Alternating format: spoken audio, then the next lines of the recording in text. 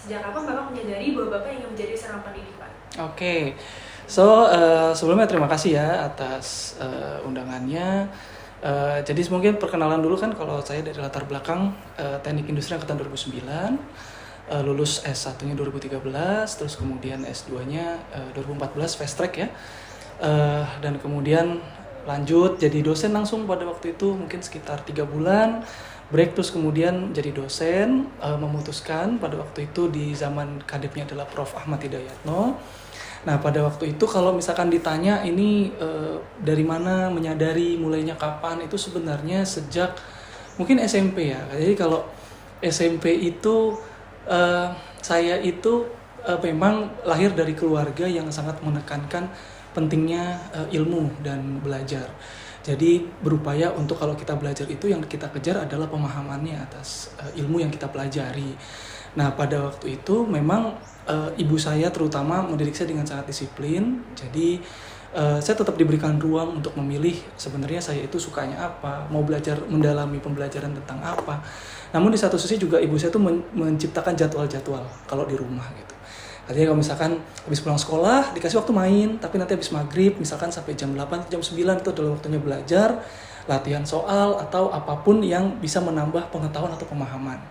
Nah karena rutin seperti itu, jadi kadang-kadang kalau misalkan kita belajar, itu belajar buku babnya itu melebihi dari kelas yang diajarin di kelas. Jadi kalau misalnya di kelas diajarin itu bab 3 gitu, karena rutin kan bentuknya, kita udah ngerjain soalnya, kita udah ngelihat ini tentang apa, akhirnya belajar bab 4, bab 5 dan seterusnya.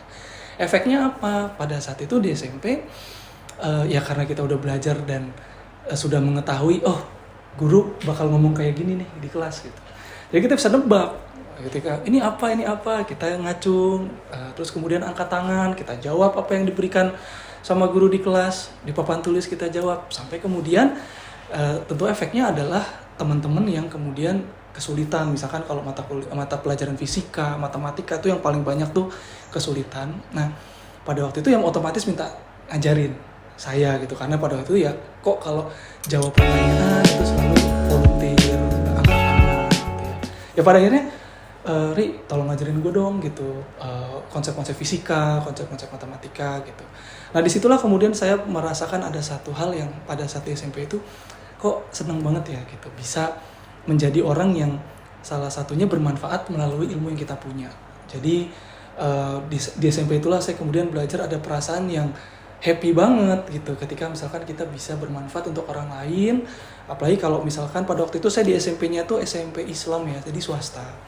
Salah satu yang terngiang pada waktu itu adalah nasihatnya kan, ketika manusia itu meninggal dunia itu ada namanya tuh pahala atau sedekah jariah gitu. Sedekah jariah itu adalah pahala yang ketika kita hidup di dunia, itu ketika kita meninggal itu amal baik itu semua terputus kecuali 3. Salah satunya adalah ilmu yang bermanfaat yang bisa diberikan ke banyak orang, yang bisa mendekatkan kita semakin bertakwa sama Allah. Nah disitulah kemudian saya semakin yakin bahwa insya Allah sayanya kayaknya akan berusaha atau setidaknya menuju ke arah untuk bisa menjadi seorang pendidik yang baik gitu. Asal-muasalnya. Oke, mungkin ada follow up question dari aku. Boleh. Dari cerita Bapak tadi, berarti Bapak bisa dibilang menguasai dalam semua mata pelajaran dari SMP gitu. Terus apa yang membuat Bapak akhirnya memutuskan untuk fokus di bidang teknik industri? Oke.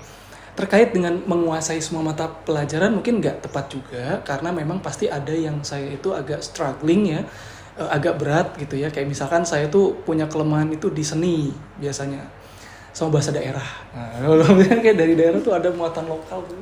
Bahasa daerah saya wah nggak ngerti-ngerti gitu. Terus ada yang huruf-huruf kayak apa, huruf-huruf daerah aksara Jawa gitu. Wah, ini ngerti. Tapi berarti tidak semua memang. Nah, tapi ada beberapa hal yang, karena pada waktu dulu saya sekolah itu kan persepsinya kalau anak yang pinter itu yang MIPA biasanya.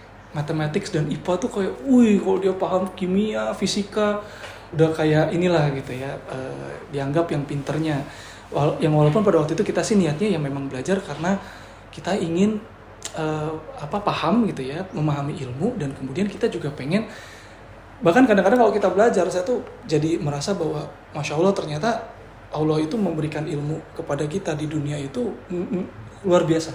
Kan kalau belajar fisika gitu ya, kebayang Allah menciptakan gaya gravitasi gitu.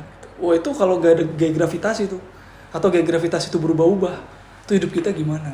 Nah itu bahkan ketika belajar SMP dan SMA itu saya sampai merasa bahwa belajar itu ternyata bukan cuma buat membuat kita paham, tapi belajar itu buat mendekatkan kita kepada Sang Pencipta. Jadi makin belajar itu jangan makin sombong gitu. Makin belajar itu makin kita tuh ngerasa nggak tahu, dan makin ngerasa kita kecil. Oh iya ya, kita pelajari ini dan itu, kita mungkin nggak tahu apa-apa gitu. Jadi kita jangan jadi malah semakin tinggi. Itu yang pada waktu itu saya pelajari. Nah sehingga pada waktu itu apa yang kemudian membuat, nah kan SMA juga sama. Pada akhirnya ya udah belajar, kemudian ada pengkhususan IPA gitu ya. Terus kemudian dari IPA itu, nah ini juga dari orang tua saya yang mengatakan bahwa Ri, kalau misalkan kamu, kalau ibu saya kan bilang bahwa waktu udah rajin belajarnya matematika IPA, tolong ditambahkan dengan leadership karena itu penting gitu. Jadi pada waktu SMP juga saya ketua OSIS gitu. Terus kemudian pada saat SMA saya itu juga alhamdulillah SMA saya di SMA Negeri 1 Bogor. Pada waktu itu ada ekstrakurikuler namanya kelompok ilmiah remaja. Itu adalah ekskul yang paling gede keanggotaannya. Jadi ngalahin OSIS tuh. Saya ingat banget pada waktu itu jadi ketua umum itu memimpin 140 siswa lebih gitu ya, yang memang ingin punya ketertarikan dalam sains gitu. Nah, di situ kemudian saya kan kemudian sambil belajar juga, terus kemudian dengan pesan dari ibu saya yang belajar tentang ayo kamu berani jadi pemimpin, ayo kamu berani untuk yang akhirnya di teknik industri juga kan saya jadi ketua angkatan juga. Apa yang kemudian saya bisa pelajari bahwa ternyata kadang ilmu ini itu memang perlu kita itu belajar soft skill juga gitu. Nah sehingga pada waktu itu ketika mau kuliah sebenarnya teknik industri itu bukan pilihan yang pertama, karena awalnya saya mau jadi kedokteran awalnya.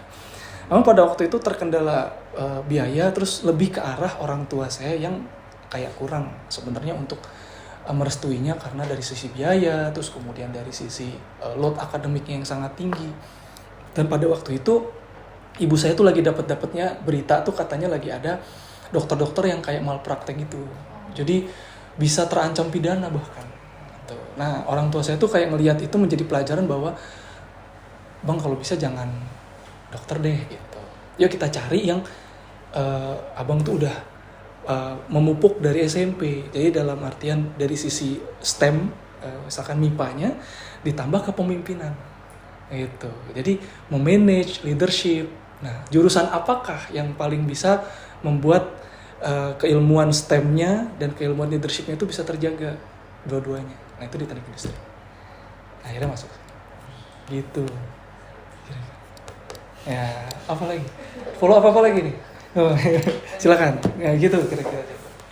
Aku izin lanjut ke topik yang kedua ya Bapak. Boleh. Ini tentang perjalanan akademik sama profesional Bapak. Ya. Jadi kan Bapak udah jelasin gimana Bapak masuk ke teknik industri dan akhirnya menjadi dosen. Apakah boleh tolong diceritakan Pak perjalanan Bapak selama S1, S2 sampai sekarang PhD di Delft? Oke.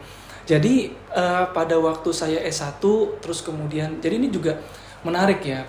Sebenarnya perjalanan saya jadi dosen itu ketika saya jadi mahasiswa teknik industri itu ternyata saya punya mimpi lain, agak sempat lupa untuk jadi seorang pengajar. Karena ketika di teknik industri itu kan kita belajar untuk menjadi industrialis.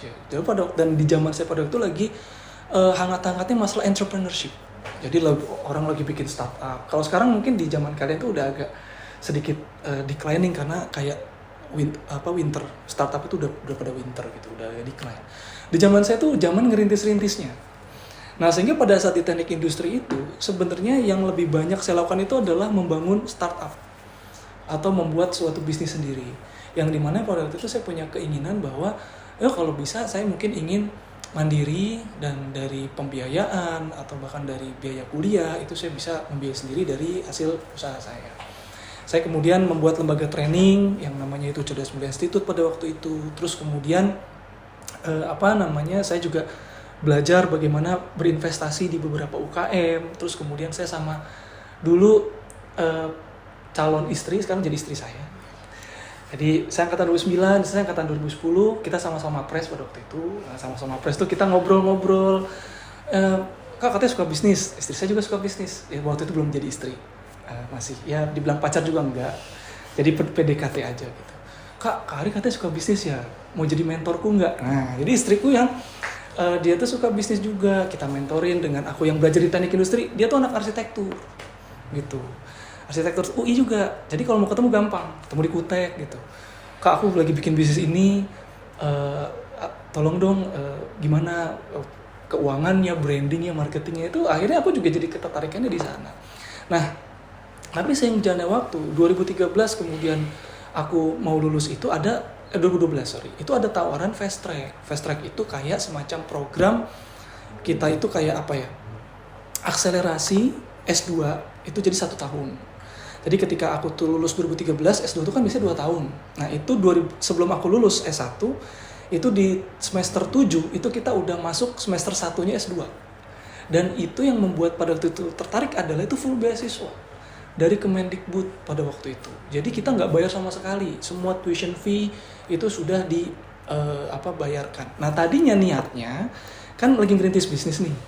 Wah kalau ngerintis bisnis, terus kemudian langsung lulus, kayaknya nanti bingung juga ya duitnya dari mana, sambil kuliah aja. Jadi kuliah S2 itu tadinya niatnya itu buat manjangin biar kita tetap ada kerjaan di kampus sambil ngerintis bisnis gitu.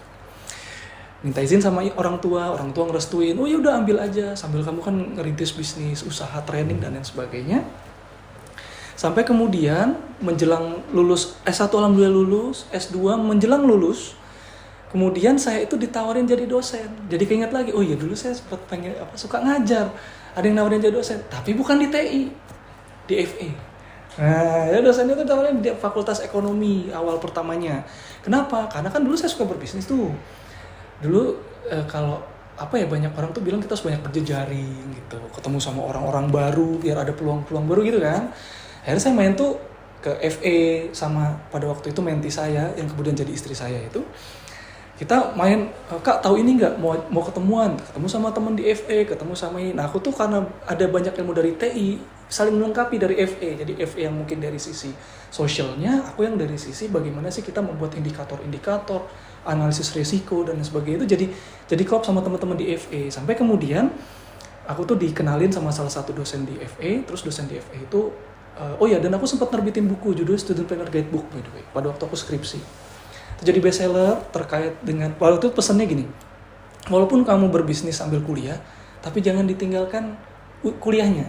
Karena waktu itu banyak yang DO, gara-gara merasa udah settle bisnisnya, laku, terus pada akhirnya kesimpulannya ngapain gue kuliah lagi, gue udah bisa nyari duit gitu. Akhirnya saya bikin buku Student Planner Guidebook itu untuk menjaga, ini loh tipsnya, agar kita itu bisa ngebagi waktu kuliah sama bisnis juga, karena kuliah itu kan sometimes adalah amanah orang tua. Kalau dalam posisi saya itu amanah orang tua, dan ketika saya dapat beasiswa itu amanah negara gitu. Nah saya bikin Student Planner Guidebook, buku itu dibaca sama dosen FE itu. Wah ini bisa nih jadi silabus mata kuliah di FE nih kata dia gitu. Karena perpaduannya pas gitu kan. Menjelang mau lulus kuliah kan teman-teman kita sesama fast track ngobrol-ngobrol dong gitu. Ngobrol-ngobrol tanya, lo abis ini lulus mau kemana? Gitu. Ya saya cerita, nah, ada teman saya namanya TB gitu. B, gue ditawarin jadi dosen. Oh iya serius? Iya di mana? Di FEB gitu. Oh iya dosen apa? Iya di manajemen gitu-gitu aja ngobrol lah. Oh gitu. Terus nanti saling sharing tuh, ada yang akhirnya kemudian mau karir di mana, ada yang mau dikarir. Kalau aku sih ngomongnya aku kan mau bisnis dan kemudian ditambah aku ditawarin dosen di FE. Nah terus kemudian sampailah kabar itu ternyata ke pembimbing tesisku yang tidak lain adalah Prof. Ahmad yang pada itu jadi kadep gitu. Begitu tahu dipanggil lah saya ke ruang kadep di bawah gitu. Dipanggil. Ri, apa? Gua denger lu katanya ada yang nawarin jadi dosen. Loh iya gitu. Saya ditawarin Pak. Di mana? FE saya ceritain gitu. Terus kata beliau, lu tuh ya kalau lu mau mengabdi itu, lu harusnya mengabdi itu ke alma mater lo. Loh, sebentar Pak, ini kan saya ditawarin gitu. Karena saya mau bikin bisnis gitu tadinya. Saya tuh mau bikin bisnis, mau bikin usaha aja gitu. Tapi kebetulan yang nawarin kan FE, karena saya juga nggak ditawarin sama TI kan. Terus kemudian Prof. Ahmad bilang, ya udah gini deh, lo mau nggak jadi dosen TI? Gitu. Ceritanya. Wah sebentar ya Prof, saya belum jadi Prof waktu itu, Pak Ahmad masih doktor. Sebentar ya Pak, saya izin dulu. ke orang tua istikharah dan lain tanya-tanya sama orang tua dulu, sampai kemudian orang tua saya bilang ya nanti kan kalau kamu misalnya bisnis doang terus ada kesempatan jadi dosen, kenapa nggak kamu ambil jadi dosen, karena kalau jadi dosen kan kamu juga bisa sambil bisnis atau training atau buka consulting atau bahkan jadi tim ahli. Tapi kalau kamu fokus jadi tim ahli atau buka konsultan lembaga bisnis, kesempatan dosen ini nggak datang 2 kali. Nah akhirnya kita ambil, ya akhirnya itulah yang kemudian terjadi sampai kemudian saya itu jadi dosen di TI. Nah sampai sih dulu ya, mungkin nanti kepanjangan, nanti menuju S3 itu ada lagi perjalanannya. Tapi kira-kira itu yang kemudian saya memutuskan di tahun 2015, akhirnya nada tanganin kontrak untuk menjadi dosen kontrak dulu di UI, sampai kemudian 2 tahun saya diangkat jadi dosen tetap di teknik industri. Gitu. Ceritanya begitu. Jadi nggak sengaja. Tapi tuh kan dari tadi tuh Bapak fokusnya di bisnis, mau membangun lembaga, udah membangun lembaga bisnis gitu. Terus emang tujuannya pas lulus S2 juga bisnis, betul. Tetapi kenapa Bapak milih sistem engineering sebagai fokus studi waktu S2-nya? Oke, nah ini yang kemudian karena yang pertama memang dari awal itu kan saya di ASLab-nya tuh ASLab SEMS gitu. SEMS ini adalah singkatan dari Systems Engineering Modeling and Simulations, yang dimana kita itu fokusnya itu kan untuk membantu orang-orang tuh memecahkan masalah yang kompleks dengan pendekatan model. Jadi kalau misalkan kalian punya kebijakan, kita mau tahu gimana sih misalkan kalau diterapkan subsidi untuk mobil listrik, apa yang akan terjadi dengan adopsinya, seberapa banyak orang yang pindah dari mobil fosil, mobil bakar menjadi mobil listrik. Nah itu kan bingung kan menjawabnya, bikinlah model gitu kompleks. Nah jadi memang di awal itu saya ASLab-nya tuh di SEMS. Dan kenapa saya itu masuk SEMS pada waktu itu, karena memang saya merasa SEMS itu adalah laboratorium yang sangat-sangat cocok buat saya karena mengajarkan problem solving. Kencang banget di pengajaran problem solvingnya gitu. Diajarin problem solving, system thinking, yang menurut saya tuh itu sangat penting bagi kita dalam berkarir pada waktu itu. Dan saya betul-betul banyak banget dapat belajar itu. Nah, lalu kenapa nih kok kemudian memilih di sana? Ditawarkan di teknik industri juga. Yang pertama memang karena sudah di lab-nya di situ. Dan yang kemudian tidak berhenti sampai sana. Saya kemudian mencari jalan tengah. Ketika saya itu di Systems Engineering atau rekayasa sistem. Rekayasa sistem ini kan mencoba untuk kita itu bisa mendesain, mengevaluasi suatu sistem ya, mengimprove suatu sistem. Namanya juga rekayasa sistem ya. Tapi saya punya passion entrepreneurship nih. Saya ngobrol sama kepala lab, ngobrol sama rekan-rekan. Prof, ini kan tadi waktu ketika saya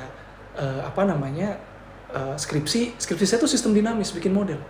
Tesis saya juga sistem dinamis. Tapi ketika saya udah jadi dosen, saya coba ambil jalan tengah.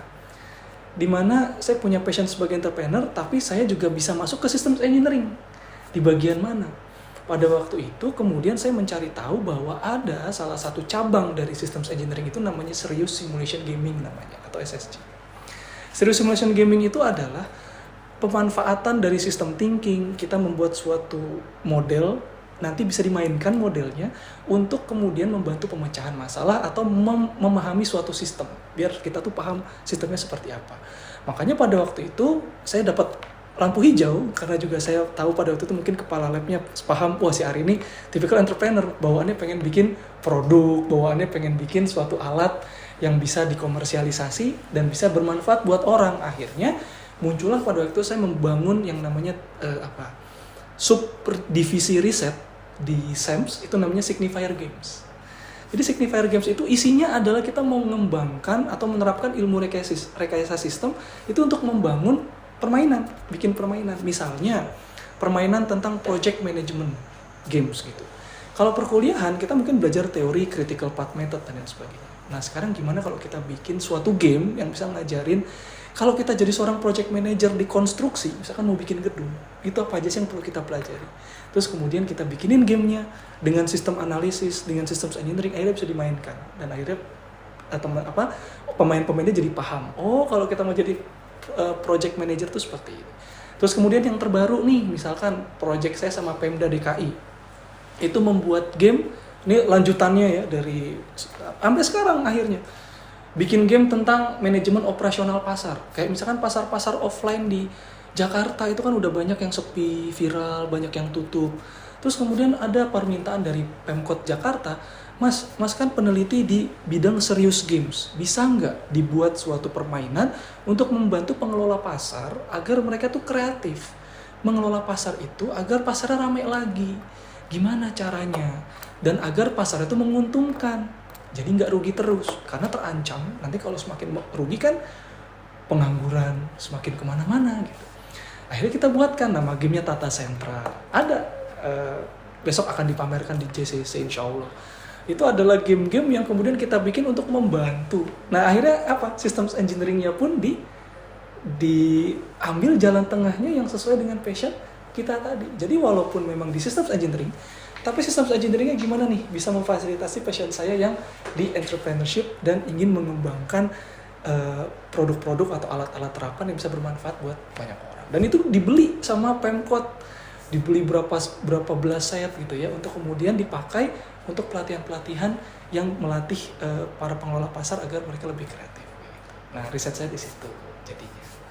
Gitu kira-kira. Ya diambil jalan tengahnya. Ini Bapak, tadi Bapak udah bilang kalau fokusan Bapak di S2 ini di sistem engineering, terus Bapak juga di-down lagi sampai akhirnya di SSD. Dan kemudian kayak rekam jejak Bapak sebagai dosen di dalam PTI maupun juga dengan kerja sama dengan pemerintah. Apa yang mendorong Bapak untuk kemudian ngambil S3 di Delft ini, Pak? Oke, nah jadi memang pada waktu ini memang kalau kita membicarakan S3, pada waktu itu saya mencari dan itu di Delft karena pengembang pada zaman saya. Serious Games salah satu yang tersohor itu adalah di Delft. Jadi laboratorium gamenya, terus kemudian para peneliti-peneliti top di bidang serious games itu ternyata ada di TU Delft pada waktu itu. Bahkan teori-teori yang kemudian dipakai untuk mengembangkan game sebelum saya berangkat ke Belanda itu kan saya cuma bisa baca buku-bukunya, bisa baca artikel-artikelnya. Di Delft itu ada orangnya di sana. Nah, sehingga itu yang kemudian memutuskan saya untuk memilih Delft itu sebagai kampus karena memang saya ingin belajar bagaimana sih di Delft itu mengembangkan permainan. Nah, namun nanti ada cerita lagi kalau di masalah PhD saya karena ternyata pada waktu itu saya apply kepada supervisor yang memang itu kan core-nya itu di serious games atau SSG tadi. Tapi begitu saya sampai di sana, supervisor saya pindah ke kampus yang lain. Dan ternyata arah riset Delft pada waktu itu pindah dari SSG menuju ke maritime logistik. Nah, pada waktu itu saya diberikan pilihan, mau ikut pembimbing saya yang pindah, tapi topiknya tetap SSG, pindahnya ke New Zealand, atau mau tetap dengan promotor saya di Belanda atau TU Delft, tapi topik saya pindah jadi maritime logistik atau pelabuhan.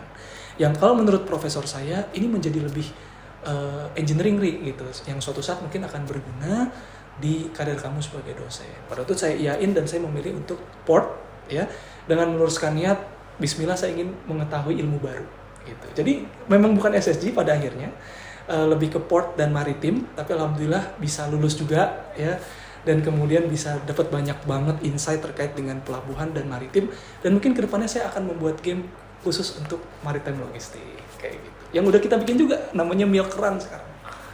Jadi kalau ada nanti di ISIC itu kalian mungkin suatu saat tahu ISIC, kayaknya bentar lagi akan menggunakan game. Nah itu Milk Run salah satunya pengembangan dari penggabungan maritime logistik ke serious games. Waktu itu bimbingan saya namanya Juni yang bikin. Gitu. Ya. Berarti waktu S3 di luar negeri itu kan Bapak tiba-tiba pindah. Ya, pindah topik bahkan. Betul. Dan tadi Bapak sempat mention alhamdulillah akhirnya lulus juga. Kira-kira apa sih tantangan terbesarnya saat itu? Iya, terbesarnya kan karena S1 dan S2 kita bukan di situ ya kan, dan apalagi apa yang kita siapkan, segala teori ya kan, segala proposal riset, data-data preliminary yang udah kita dapetin, udah kita siapin dari Indonesia sebelum berangkat, itu mentah semua gitu.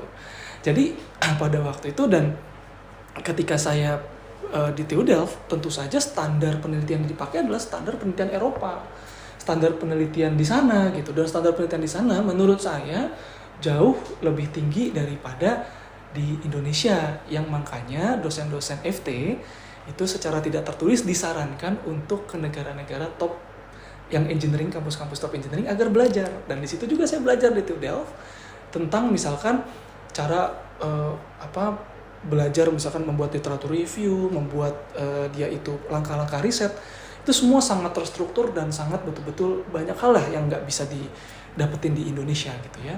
Nah disitulah kemudian yang membuat saya menantang, karena yang mau nggak mau kan diulang dari nol lagi, bahkan minus bahkan. Kenapa saya bilang minus? Karena harusnya S3 itu melanjutkan S1 dan S2 kita. Jadi kalau S1 dan S2 kita itu misalkan maritim logistik, S3 kita kan tinggal di top up aja. Nah sementara kalau saya pada waktu itu ngikutin saran project dari pembimbing saya. Jadi pembimbing saya pada waktu ngelihat saya kan agak bingung gitu. Ya udah kalau kamu agak bingung, saya ada ide terkait dengan logistik dan pelabuhan, bagaimana kalau kita melakukan ini gitu. Tapi kalau kata profesor saya, kamu harus siap-siap untuk mempelajari ini mungkin dari awal. Nah pada waktu itu saya ucapkan bismillah aja, karena namanya belajar semuanya itu adalah dengan niat yang baik. Jadi ya udah gitu. Challenge-nya di situ, belajar lagi dari awal, dari nol lagi, dari minus gitu. Dan ya itu makanya kenapa sih alhamdulillah lulus dengan kondisi yang seperti itu. Biiznillah atas izin Allah, Allah masih memberikan saya kesempatan untuk lulus dari situ. Karena banyak banget di TU Delft itu yang nggak selesai kuliah S3-nya. Gitu. Iya, banyak yang nggak selesai. Baik Bapak, kan setelah Bapak kembali ke Indonesia dan menjadi dosen di TI, Bapak tuh terkenal dengan project based learning sama favorite career Bapak. Bapak ngambil konsep ini apakah dari Delft, dari pengalaman Bapak di Delft, atau apakah ada alasan lain yang menjadi asal utama Bapak untuk menjadikan dua hal ini sebagai metode pembelajaran di sini? Oke, jadi kalau metode pembelajaran memang kita perlu melihat dari struktur kurikulum. Ada struktur kurikulum yang memang dia itu akan menjadi mata kuliah yang digunakan untuk membuka teori.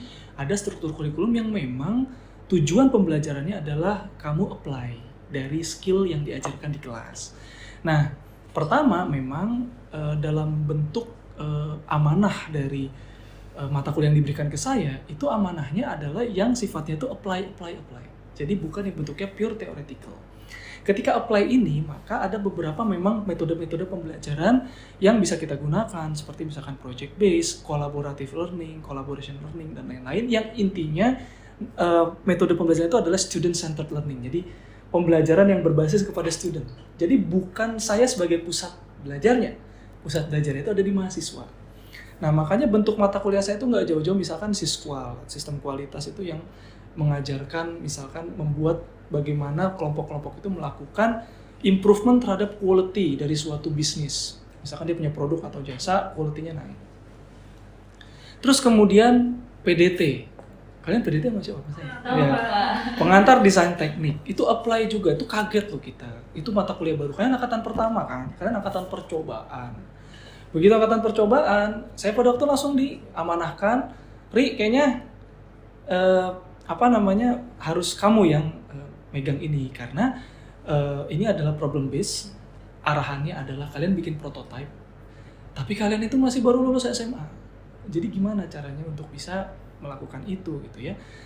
Akhirnya kan kalian dipantau prosesnya tuh per minggu. Nah, kalau yang student center learning, project based learning itu memang kalau di UI itu ada trainingnya. Jadi dosen tuh di training bagaimana caranya. Cuma kalau yang betul-betul dimonitoring per proses, itu saya belajar dari Delft. Pada waktu saya di Delft, ketika saya juga ikut kuliah S2,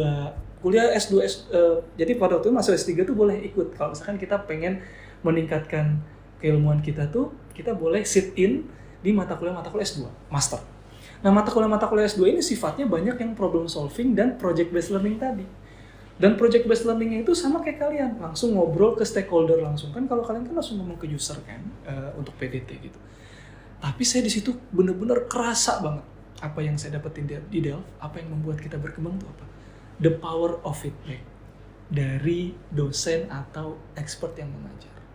Yang dimana pada saat saya kembali akhirnya, kalau kalian merasakan setidaknya sesibuk mungkin saya pada waktu saya ngajar kalian mendapatkan feedback untuk berkembang. Nah itulah yang kemudian menjadi tambahan ketika saya belajar dari Delft, ketika saya pulang, maka ketika nanti saya dapat project based learning lagi, saya usahakan di situ ada feedback yang terukur agar apa? Kalian tahu di mana letak kalian bisa memperbaiki diri. Kalian tahu oh di sini. Tapi gini, ternyata memberikan feedback juga ada seninya. Ada cara di mana kita memberikan feedback itu tidak menyakiti hati orang yang diberikan feedback. Di mana kita memberikan feedback itu tidak membuat student yang kita kasih feedback itu merasa bodoh. Nah, itu ada seni-seninya. Itulah saya belajar dari Delft bagaimana memberikan suatu feedback tetapi dengan mempertimbangkan humanisme atau prinsip-prinsip bahwa kalian itu adalah manusia yang pembelajar. Jadi tidak ngejudge kalian, lu gimana sih gini aja nggak bisa. Kan gitu kadang-kadang ada. Lu masa kayak gini doang soal simple harus gua kasih tahu lagi, kan udah. Nah, disitulah kemudian saya juga belajar dari Delft. Saya dibilangin sama profesor saya, Ri, ketika kamu mengajar, kamu ngelihat student itu adalah tempatnya mereka making mistakes. Dan jadikan making mistakes itu adalah opportunity for learning, bukan suatu aib. Nah, mindset itu tuh nancep banget di saya ketika sebagai teacher. Jadi ketika kalian melakukan salah, jangan takut. You're still student. Justru student itu tempatnya berbuat salah. Justru tempatnya belajar dari kesalahan. Ketika kalian berupaya untuk perfeksionis sebagai seorang student, harusnya kalian jadi dosennya. Kan udah perfect. Ngapain jadi student? Jadi student itu belajar. Dan ketika belajar, salah satu indikator kalian belajar itu adalah making mistakes. Dan kita mengapresiasi, oh kalian udah mencoba ya, oh ternyata belum berhasil, ini yang bisa kalian lakukan, ini yang bisa kalian tingkatkan. Dan saya sebagai pengajar memberikan toleransi yang pada akhirnya lebih tinggi ketika kalian melakukan kesalahan. Nah jadi itu yang kemudian problem based learning-nya saya tingkatkan lah gitu ya, dari apa yang sudah diajarin di UI, ditambah dari pendekatan humanisme di Delft, terus kemudian saya gabungkan yang salah satunya saya terapin di PDT kalian. Gitu. Berarti pendekatan kayak tadi itu juga kayak cara Bapak untuk bikin mahasiswa tuh lebih aktif dan lebih berani gitu. Aktif, berani, dan nyaman. Ya kan? Karena kalau misalkan kalian merasa psychologicalnya nggak safety, maka kalian nggak akan mau belajar atau kalian akan berpura-pura untuk tampil sempurna padahal kalian nggak ngerti. Nah, menciptakan psychological safety sebagai seorang dosen itu penting agar apa? Mahasiswa itu bisa menunjukkan bahwa Pak, kekuatan saya yang sebenarnya itu di sini loh. Apa yang perlu saya tingkatkan? Itu yang saya pelajari. Itu membuat nyaman secara psikologis. Itu. Dari pengalaman mengajar sejauh ini tuh yang paling berkesan apa sih menurut Bapak? Mengajar atau belajar? Mengajar. Mengajar. Kalau di pengalaman mengajar itu saya selalu setiap pembelajar itu memberikan kesan terbaik lah selalu gitu ya. Cuma memang kalau saya boleh bilang ya selalu yang pertama biasanya yang saya berkesan kayak PDT kalian itu adalah yang paling berkesan. Karena benar-benar saya nggak ada clue-nya, silabusnya nggak ada gitu ya, atau panduannya belum jelas pada waktu itu. Kelas percontohan pertama, kalian nggak ada kakak kelas yang bisa dicontoh. Saya nggak ada dosen yang bisa saya tanya gitu. Karena kita pionirnya gitu. Terus kemudian mata kuliah pertama yang saya juga pada waktu itu coba bikin kayak misalnya serious simulation games. Jadi ada mata kuliah namanya perancangan permainan simulasi. Nah itu pada waktu itu saya jadi dosen muda baru, tapi saya kan pengen ada ngambil jalan tengah ya antara sistem engineering sama entrepreneurship. Akhirnya bikin serious games, itu buka mata kuliah sendiri. Itu pada waktu itu kenapa saya berkesan? Pada itu bikin project based juga. Jadi salah satu hasil akhirnya adalah prototype, tapi prototype serious games. Dari prototype serious games itu dari 8 kelompok. Kenapa kemudian berkesan? Itu mata kuliah baru pertama kali, 8 kelompok, 3 kelompoknya itu kemudian ngajuin proposal ke UI untuk pendanaan. Gitu. Dari 8 kelompok ini mengajukan ke UI, dari 8, 3 ini diterima proposalnya dan didanain sampai berapa puluh juta untuk kemudian disempurnakan bentuk prototipe. Salah satu game yang kemudian disempurnakan itu namanya project management game. Terus ada lagi nanti serius strategic sourcing management game. Jadi macam-macam gamenya yang kemudian saya nggak nyangka kayak wah ternyata bisa ya anak S1 terus bachelor yang mata kuliahnya itu masih prototype, mata kuliahnya itu percobaan tapi menghasilkan dampaknya luar biasa. Dan itulah yang kemudian nah sekarang misalkan teknologi entrepreneur juga saya ajukan. Kenapa ya di TI kok nggak ada mata kuliah entrepreneurship gitu? Padahal cikal bakal industri itu kan harus didahului dari orang yang entrepreneur, baru kemudian jadi industri. Kenapa kita punya mindset teknik industri itu selalu bekerja di pabrik orang? Kenapa nggak teknik industri itu juga ada yang membuat kalian memilih kalau kalian mau merintis industrinya, kan gitu? Saya buka aja, ajukan silabus namanya Introduction to Technological Entrepreneurship yang membedakan antara mata kuliah di FE dengan mata kuliah di FT. Jadi kalau mata kuliah di FT, entrepreneurship-nya lebih fokus kepada bagaimana kita mengkomersialisasi hasil dari penelitian teknologi seperti itu. Nah itu semua paling berkesan. Jadi karena itu project based, terus banyak yang kemudian hasil-hasilnya banyak tercipta, hak cipta, ada yang bisa dikomersialisasi, ada yang, tapi yang paling penting buat saya adalah message dari beberapa alumni-alumni setelah beberapa tahun kemudian kerja. Itu yang saya nggak sangka. Alumni-alumni dari mata kuliah simulation games misalnya, atau dari Timepreneur, tiba-tiba ada yang nge-message saya mengucapkan terima kasih karena misalkan prinsip-prinsip yang ada di kelas itu terpakai di dunia kerja. Atau bahkan ada yang memulai merintis jadi entrepreneur juga. Nah, hal-hal yang kayak gitu tuh jauh lebih bermakna lah buat saya. Oke Bapak, aku kan sempat lihat di website Bapak juga ya Pak. Itu Bapak tuh selain aktif di TI, Bapak juga aktif kasih pelatihan atau seminar webinar di berbagai instansi pemerintah di perusahaan kita. Kira-kira ini pelajaran penting apa yang Bapak dapetin dari pengalaman Bapak di luar itu, dan apakah Bapak implementasikan juga dengan mahasiswa di TI Pak? Oke. Jadi kalau tadi misalkan saya kan karena suka entrepreneur, terus kemudian teknik industrinya juga lebih pengen teknik industri yang dia itu sebagai perintis gitu ya, bukan pewaris atau misalkan langsung yang kalian kerja itu oke. Karena hampir semua silabus di TI itu mempersiapkan kalian buat kerja. Tapi sedikit di silabus di TI yang mempersiapkan kalian jadi perintis industri. Nah, kita mulai masuk ke perintis industrinya. Lalu kemudian kenapa kok saya kemudian juga jadi konsultan di perusahaan atau kemudian di kementerian dan lain-lain, itu dalam tanda kutip adalah upaya untuk mengupdate juga diri saya, sekaligus membantu memecahkan masalah mereka. Itu mengupdate diri saya untuk mengetahui sebenarnya yang terjadi di lapangan, realita itu seperti apa. Jadi pembelajaran yang paling penting, kenapa saya juga aktif, kadang-kadang diminta jadi pembicara di perusahaan ini, menjadi konsultan di perusahaan itu, agar saya sendiri itu tahu sebenarnya kalau yang selama ini saya pelajari di buku-buku, itu kalau di industri realnya di Indonesia, itu kayak gimana bentuknya. Sehingga saya itu berharap, justru pembelajaran pentingnya buat diri saya sendiri. Saya aktif kepada berinteraksi dengan para industri itu, agar saya tahu sebenarnya mereka itu kayak gimana sih in reality.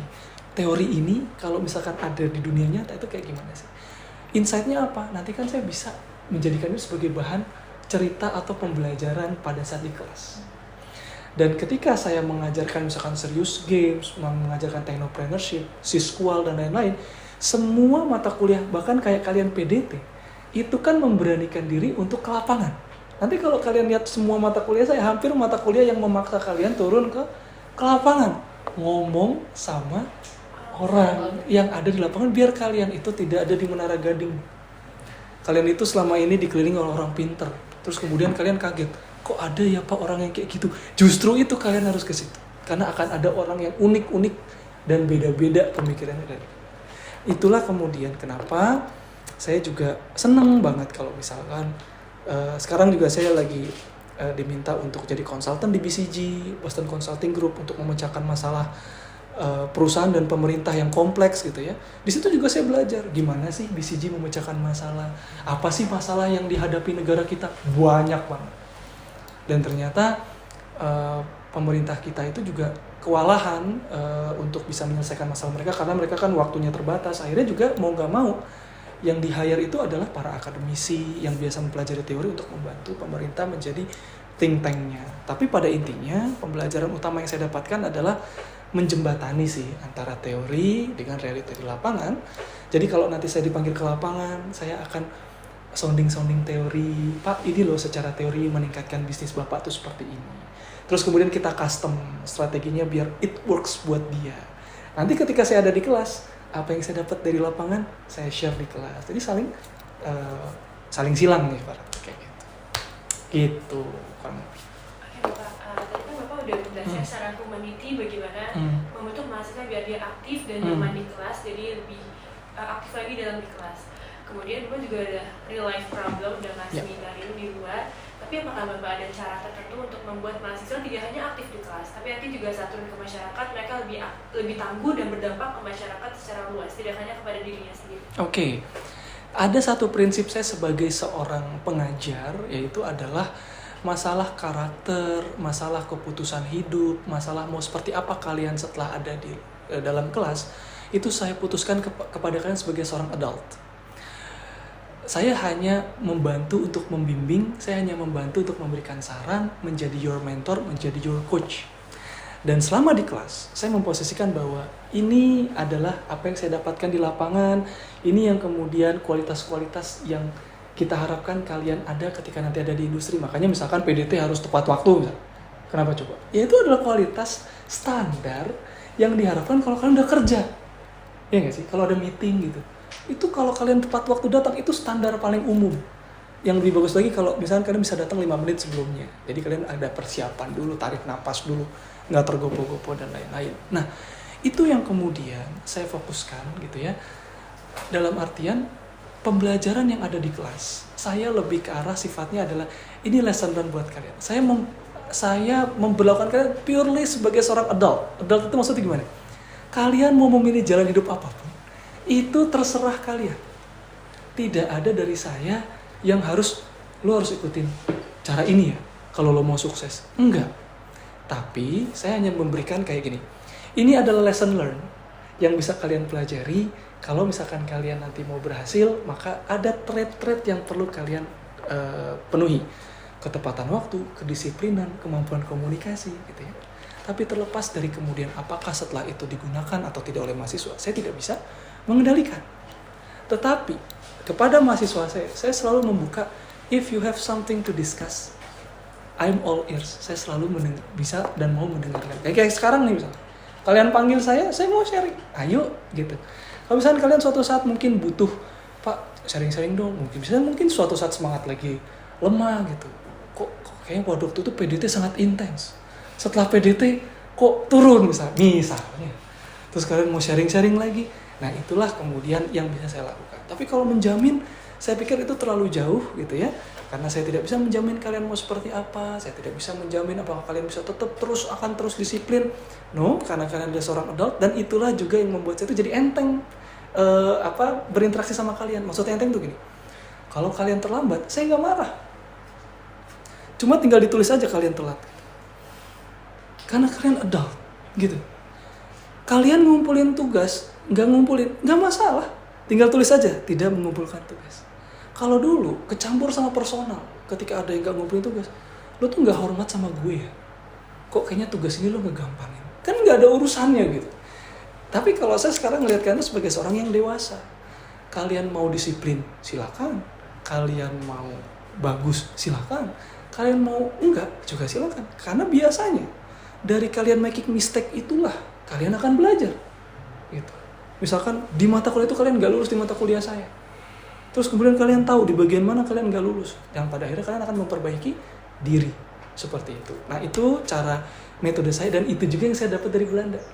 Kalau kalian melakukan ini kepada adult, maka lakukanlah mereka seperti adult. Tapi beda kalau saya ngajar anak SD. Beda sama kalau anak SMP yang mungkin masih butuh arahan. Itu beda. Ngajar anak sendiri yang sekarang umurnya masih 8 tahun. Beda. Kita masih perlu, mungkin ada beberapa pemaksaan, value-value yang penting ini untuk kamu. Karena masih bisa dibentuk. Coba kayak kalian. Pengalaman udah banyak. Value yang masuk udah banyak. Masing-masing mungkin punya sosmednya masing-masing. Ada yang suka TikTokan. Ada yang suka YouTubean. Ya kan? Kalau saya ngasih value saya paksain ke kalian. Kalian akan apa coba? Ah bapak teori doang, realitanya nggak kayak gitu pak. Iya kan? Karena kita ada generation gap.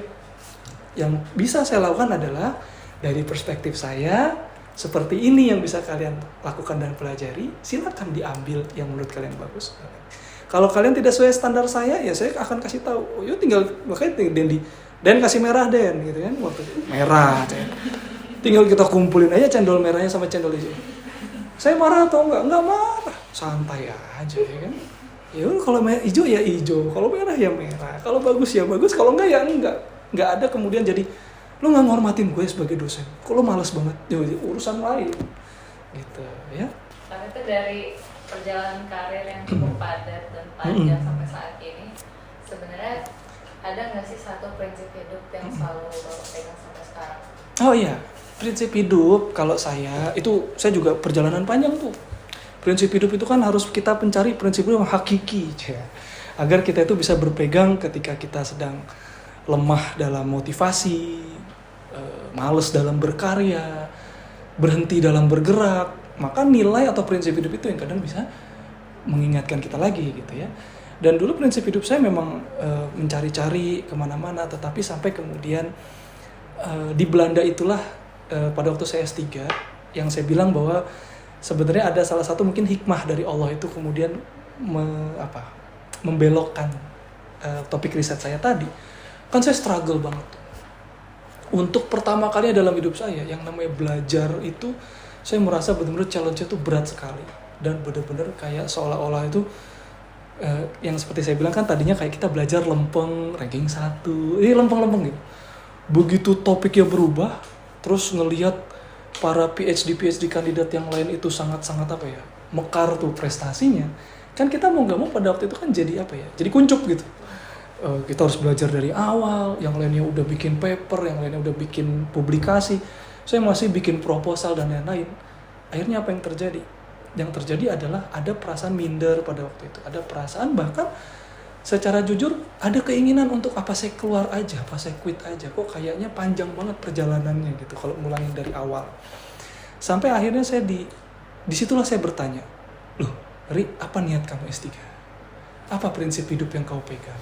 Jangan-jangan selama ini kamu kuliah hanya pengen dapat gelar atau hanya untuk menuntaskan kewajiban. Sampai kemudian itulah yang membuat saya di tengah saya itu merasa pada waktu itu tidak berprestasi, merasa pada waktu itu sedang menjadi orang yang tidak lempeng hidupnya. Kenapa saya bilang tidak lempeng? Kan karena saya baru belajar pertama kali topik itu, banyak banget revisi. Mingguan nih, Prof, ini progress report saya, coretan semua sih. Gitu. Makanya saya belajar feedback kan dari situ. Saya di feedback, parah feedback. Itu coretan merah. Besok balikin ya sesuai dengan revisi. Begitu saya coretan lagi masih banyak. Tiap minggu itu coretan semua. Kan ujung-ujungnya kayak ya Allah begini amat ya kan. Kayaknya kok saya bodoh sekali gitu. Perasaan kayak waktu saya di Indonesia nggak bodoh-bodoh amat kan gitu.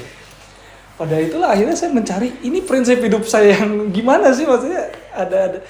Sampai akhirnya saya tuh membuka Al-Quran kembali. Bahwa di antara semua buku yang saya baca, saya punya ketentuan bahwa prinsip hidup itu seharusnya ditentukan oleh Tuhan yang menciptakan kita. Karena Tuhanlah yang tahu untuk apa kita diciptakan. Sehingga di situ saya kemudian mencoba untuk reflect. Selama ini kayaknya saya kebanyakan baca buku teori dah gitu. Gue jarang baca Quran. Saya kemudian berpikir bahwa kayaknya saya buka lagi deh Quran saya.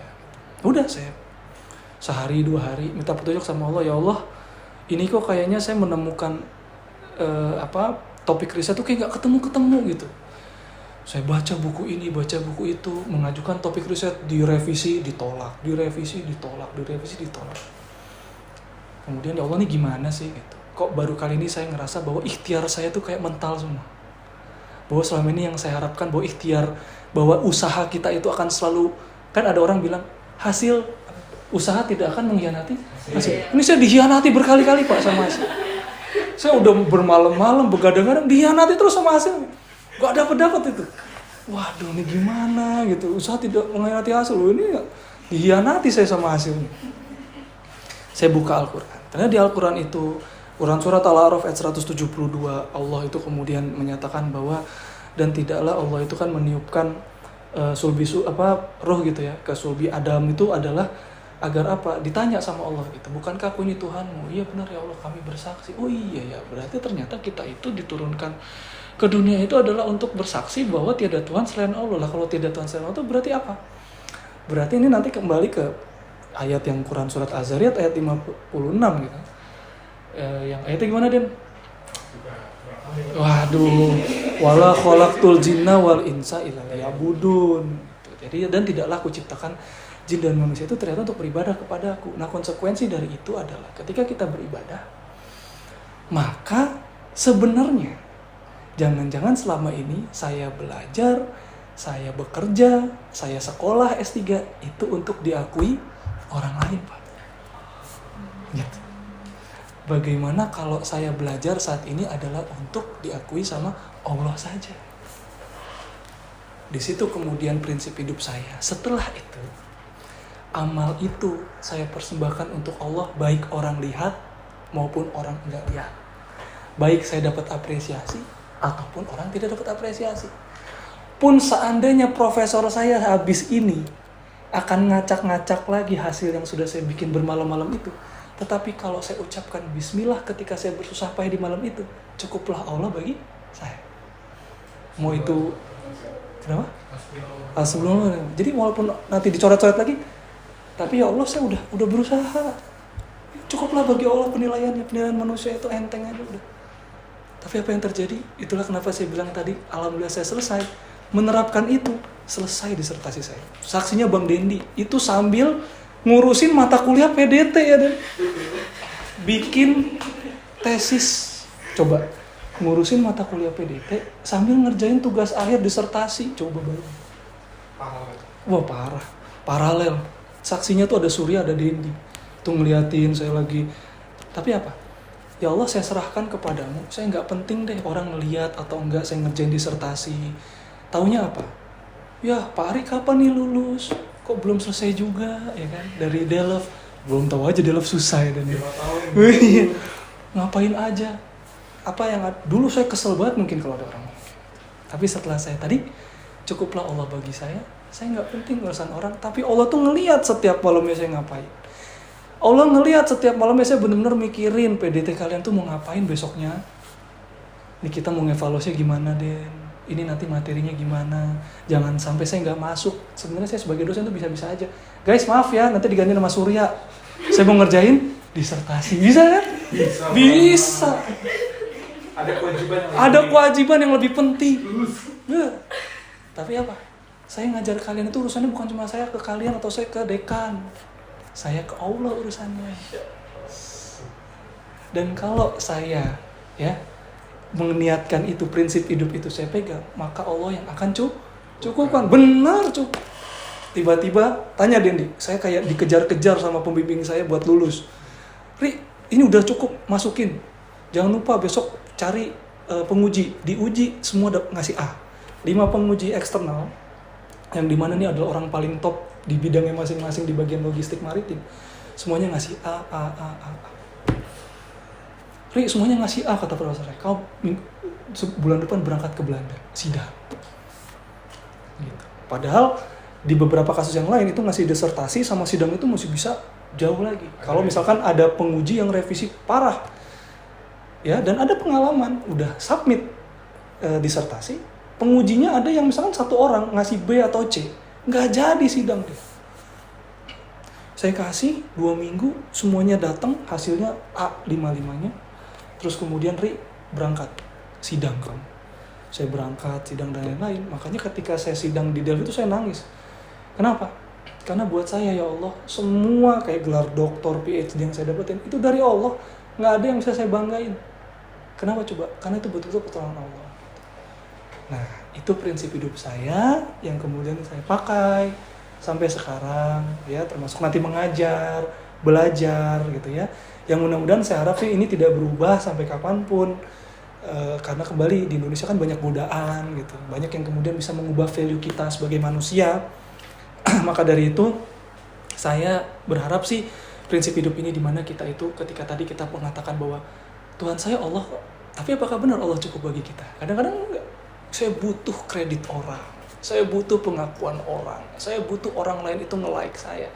Nah, itu yang kemudian saya pelajari, bahwa betul memang di beberapa waktu kita butuh itu, tetapi secukupnya saja. Dalam artian memang kita menunjukkan profesionalisme. Kita menunjukkan bahwa kita amanah. Kita menunjukkan bahwa kita profesional.